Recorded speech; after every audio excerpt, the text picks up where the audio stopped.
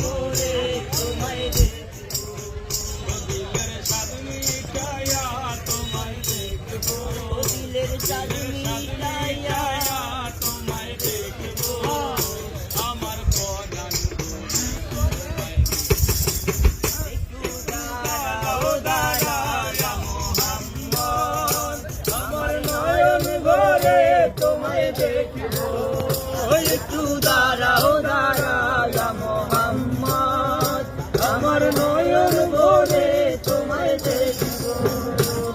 আরে এক রাত্রে নবী ছিল হানির ঘরে, আরে জিবরাইল আসিয়া তখন বলে এক রাতে নবী ছিলেন উম্মে হানির ঘরে, আর জিবরাইল আসিয়া তখন বিনয় করে।